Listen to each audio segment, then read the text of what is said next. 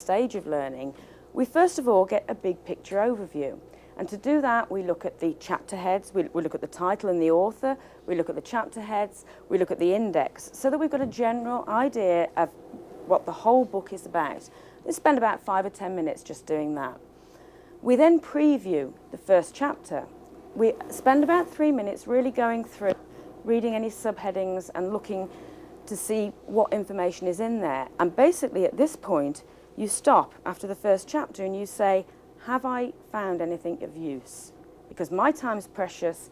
You know, if I haven't found anything in an overview and a preview, then am I going to find anything in the other 9 chapters? So you actually make a conscious decision there of whether the book is useful to you, and it's going to add to your knowledge. You don't have time to waste on things that are only what you already know. So you spend about 3 minutes a chapter if you've decided that the rest of the book is going to be useful for you. You can then sketch out in note form what you already know about each of the chapters, about the subject. That, again, about 3 minutes a chapter, 30 minutes for the book. And then ask the questions that we mentioned before over on the other board, the A, E, I, O, and U, assumptions, evidence, what illustrates this, what opinions are being drawn, and what is unique about it. Those questions will show you what you need to know about the text. Again, 3 minutes a chapter, 30 minutes for a book. Now we come on to speed reading. And yes, it's quite easy for all of us to actually achieve a speed of 10 to 15 seconds a page. And I encourage you to look at speed reading, because basically the way we've all been taught to read is to vocalize in our heads as we read the words. Now that means we stop on each word and we focus. It means that the brain, which works at far faster than that, gets bored, so it back skips, it wastes time, it wanders. If you teach yourself how to speed read, and you can achieve quite easily at least 2,000 words a minute, because your eyes work quite happily at that speed, scanning the pages, you will find the key words that you need to know about are there, and you will focus in on them. It actually stops the brain getting bored, so you're more effectively reading. And you can achieve this 15 to 20 seconds a page and really, get the information that you need without the wasting of time that the vocalization causes in the brain. 15 seconds a page, about 8 minutes for a chapter. That means you've spent about 80 minutes on the book.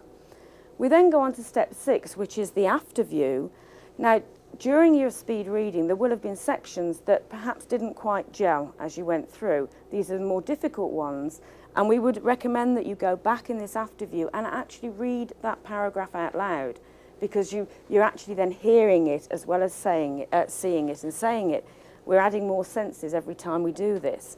So difficult paragraphs, spend about 10 minutes a chapter doing this. We then make notes. You're actually turning what you've read, the information, you're converting it now into notes at 10 minutes a chapter, about 100 minutes.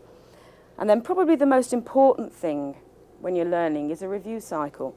What's the point of doing all this if you can't remember what you've actually read or learned? And for a review cycle, we would just recommend that you looked at these notes that you made here for 10 minutes the next day, for 10 minutes the next week, and for 10 minutes the next month. And that way you've revisited them and you've locked the information into your mind. So here, in just 410 minutes, less than 7 hours, you've read an entire 250-page textbook. But you haven't just read it, you've reviewed it, you've re-reviewed it, you've made notes, but also you've fully understood and fully comprehended it. That's the power of power reading.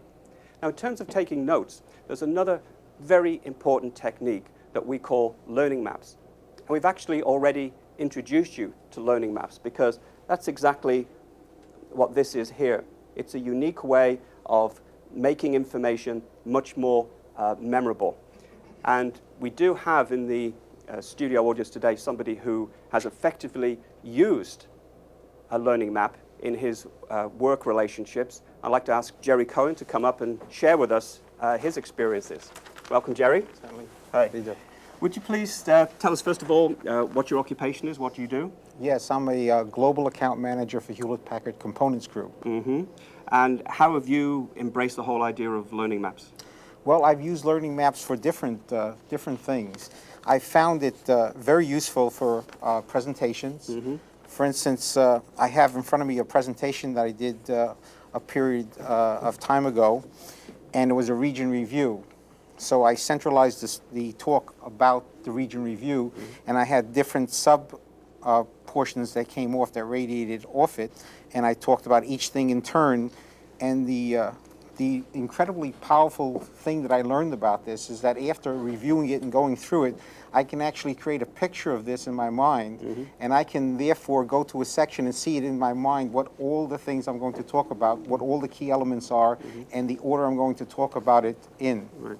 And I see you've used different colors as well. So how important was that? The different colors aren't really essential, but they do help to distinguish it a little bit better.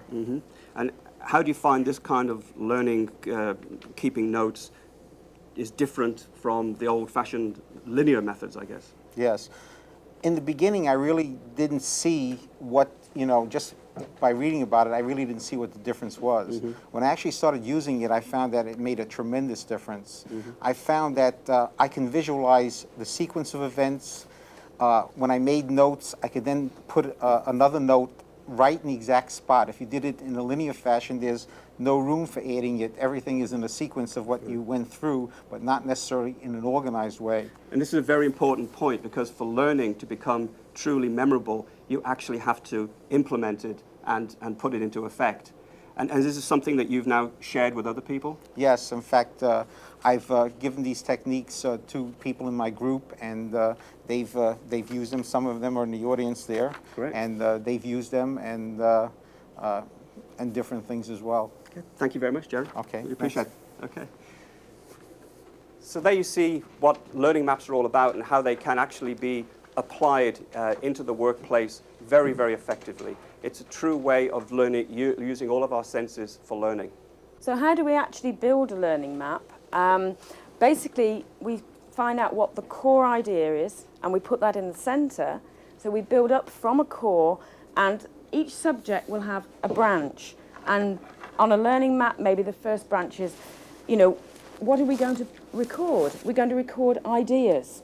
So we just put a little branch for ideas. You don't record great long reams of words. You're actually recording ideas.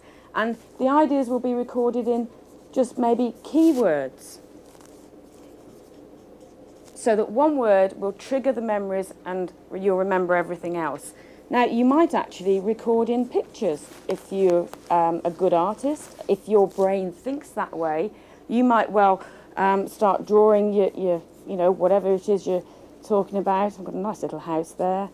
Or it could be you're drawing symbols, where you've got big arrows going from one thing to another, where it loops and joins up information, things that aren't even possible on linear maps without really getting completely lost.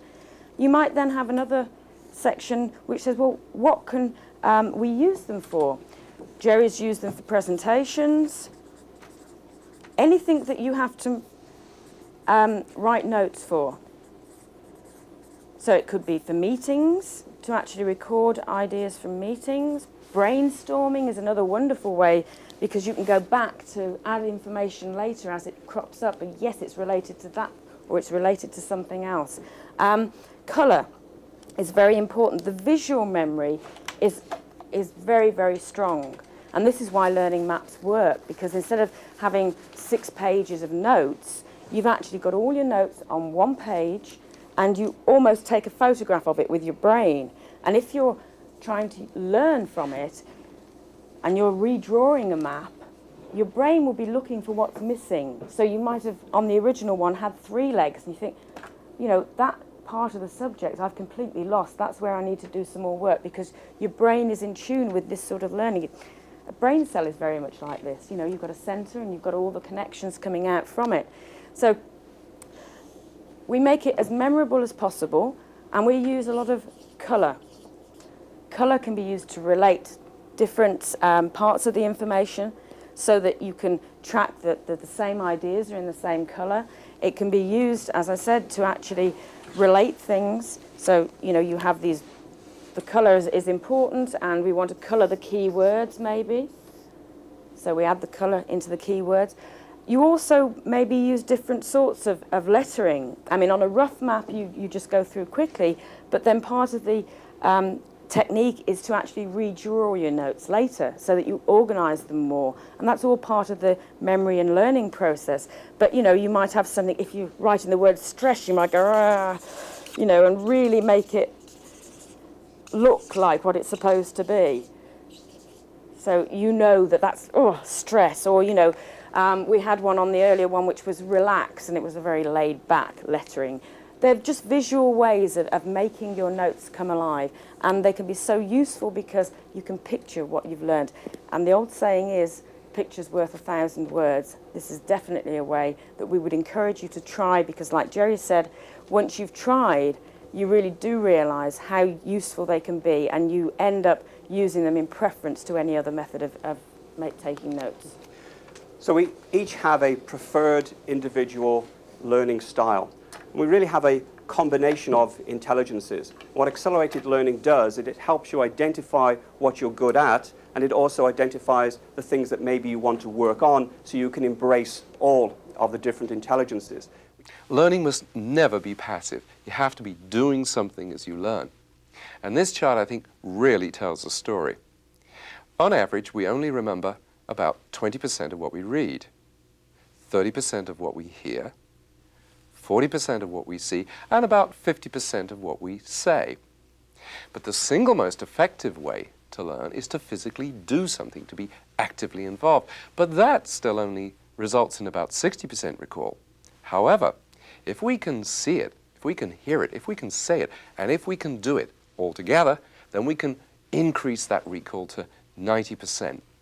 Multi-sensory learning really pays dividends. I remember I once asked a group from an insurance company to write down the individual processes involved in dealing with a claim. Each person held up one of the processes in front of him, and then they all positioned themselves in the correct sequence at the front of the room. It was a very powerful learning experience that they never forgot. And speaking of powerful learning experiences, what are you doing right now as an active learner? Are you making a learning map?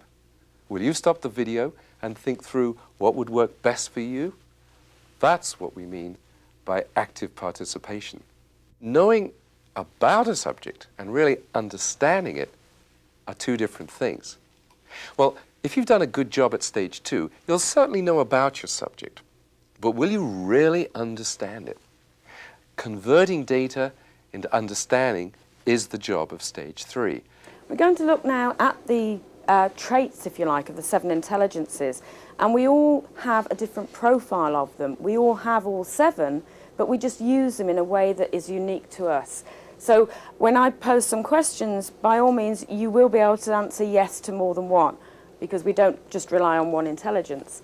And the first one we're looking at is the linguistic intelligence. Now, are there people here who enjoy verbal arguments or crosswords, things like that? Those are the linguistic talents, and they would certainly be using things like asking questions or rephrasing what they're learning in their own words. That would be a way of actually employing this linguistic talent. Now, for people who like figures and accounting and science, and maybe calculating the betting odds, that is a display of the mathematical intelligence, mathematical and logical. And the sort of techniques that we can use to help us use that would be to rate and categorize what we're learning, to put them into numbered lists so that we can use this affinity we have with our mathematical, logical intelligence. A lot of people enjoy actually things like dressmaking or building models. That is using their visual spatial intelligence. And again, as far as a learning tool, we can use this by using visualization, and actually the mind mapping that we looked at in the last stage would be very, very useful to bring out this visual spatial intelligence.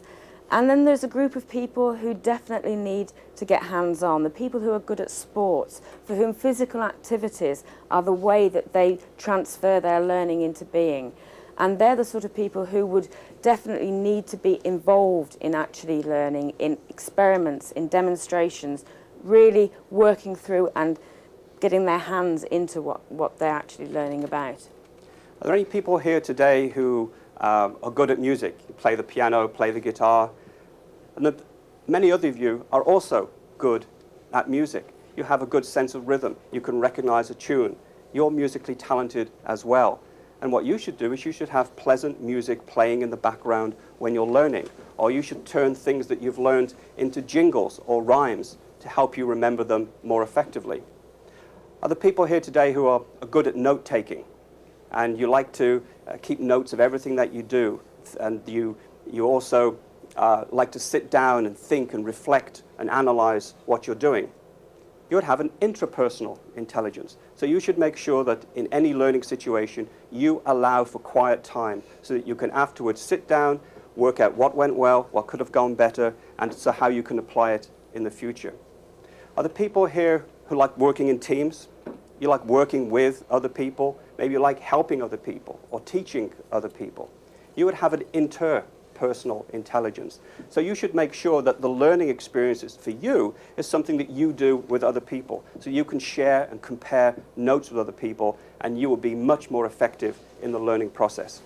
So as we've mentioned before, the whole idea of having a fixed IQ, an intelligent quotient, has gone, it's been thrown away, because there really are now at least 7, maybe even 8 different kinds of intelligence, and we all have a combination of each of those intelligences. So in the old days, what we like to call old-fashioned learning really was principled on the 2 intelligences, linguistic and logical mathematical. It really just gave you a one-hit, a single chance of learning. But today, we're talking about a multiple chance of learning by exposing to you the benefits of learning using all of these different intelligences.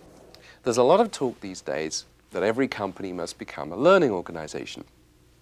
Now, a learning organization is characterized by groups of people deciding for themselves what they need to learn in order for the company to succeed and for them to develop their personal skills. Let me give you a simple but dynamic idea that I've introduced into many of the companies that I work with. Small groups of people, say 5, form what I call learning action circles. Now, each month they decide what they'll learn.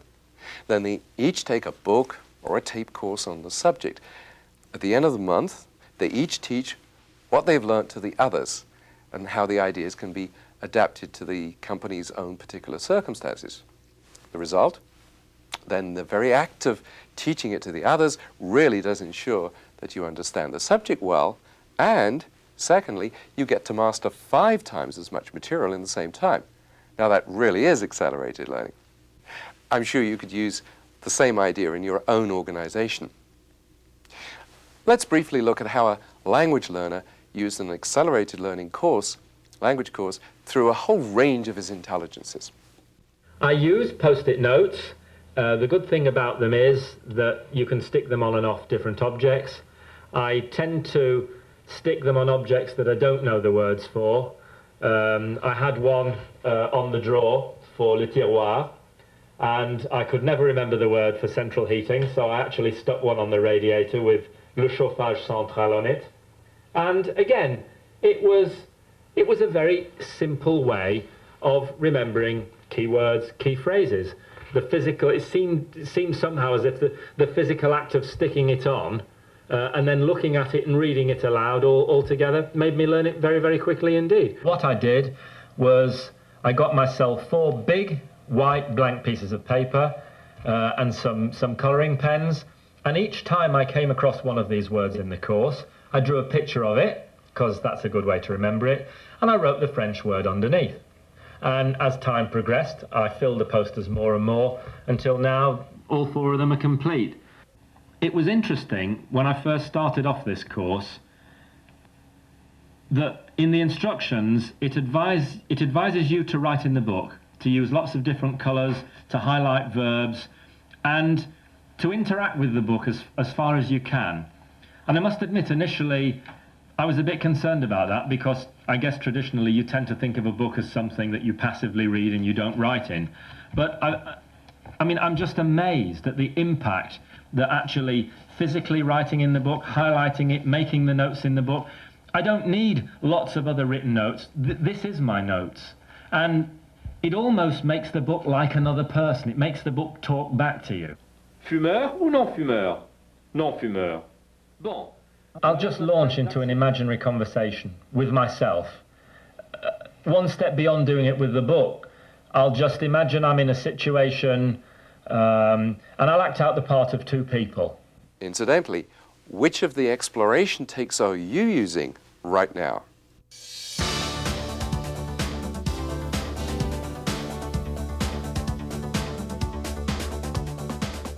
Let's now turn to stage 4. You've really learned the subject, but how do you make sure that you remember it all long term? Let's look at some excellent memory strategies. We're now looking at stage 4 of the learning process, which is memorizing the key facts. And basically, stage 2, which was getting the facts in the right way to suit you, and then stage 3, spending time exploring it with these 7 or 8 intelligences so that you truly understand what you're learning, is all a waste of time, quite honestly, unless at stage 4 you can actually remember and recall when you actually need to use that information. Now, we all have excellent memories, believe it or not. Let me just test you for a moment. Imagine that you're in the kitchen of your home. Can you see it? Can you see everything that's there? You know where the oven is situated. You know where the refrigerator is situated. You could probably see the color of it, whether it's black or green or that ugly yellow that they have sometimes. You can see where the coffee machine is. Maybe for you, thinking what your kitchen is like conjures up a smell of the coffee that's brewing in the morning. But you can each picture in your own mind's eye exactly the layout of your own kitchens. You've seen it, you've remembered it. The important thing that we need to do is take in the information and transfer short-term memory into long-term memory so that then you can trigger it and you have it something you can use forevermore. Jane? One of the fundamental things in memory is, it may sound crazy, but the first thing you have to do is actually decide you're going to remember. Make a conscious effort and say, yes, I'm going to remember this. That is the first thing to key up the brain ready for, oh, you know, I'm going to make a memory here. And I like to think of making a memory, if you like, as almost forging a path through the forest. The first time you go through, you part the trees, you struggle through, you get to the other side, and you look back, and nobody would ever know that you've gone through there. There's not a path defined through that forest. But if you go back that same route every so often, gradually you wear away the undergrowth. You make that connection from one side of the forest to the other much stronger. And that is exactly what happens with a memory. And to make use of this, we like to use what's called a review cycle. And that is basically, you learn your materials, you review them within an hour, so that you've got a very early review of materials. And if you're using learning maps, this is the ideal way to do it, because you flash your map for a couple of minutes, that's all. And you're starting on this review cycle.